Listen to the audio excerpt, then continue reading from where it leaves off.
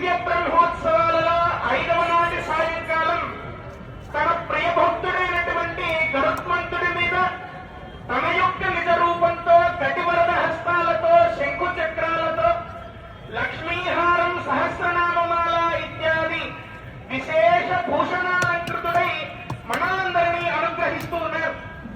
ఎవరి గరుత్మంతుడు అంటే కశ్యప ప్రజాపతి వినత యొక్క సంతానంగా ఈ పక్షి జాతిలో ఉన్నటువంటి గరుత్మంతుడు తన యొక్క మాతృదాస్య విముక్తి చేయడం కోసమే దేవేంద్రుని సైతం ఎదురించి దేవలోకం నుంచి అమృతాన్ని తీసుకొచ్చి మాతృప్రేమను చాటుకున్నటువంటి మహాభక్తుడు ఆ యొక్క గరుత్మంతుడు.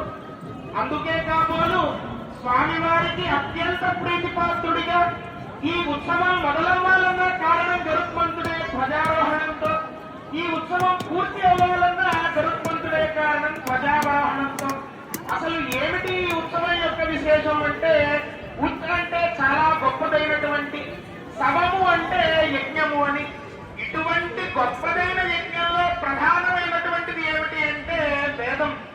అటువంటి వేద స్వరూపంగా వేదాత్మ విహగేశ్వర అని అన్నట్లుగా గరుత్మంతుడి యొక్క శరీరంలో ఒక్కొక్క అంగం ఒక్కొక్క వేదం యొక్క స్వరూపం అని చెప్పి మనకు పురాణాల ద్వారా తెలుస్తూ ఉన్నది.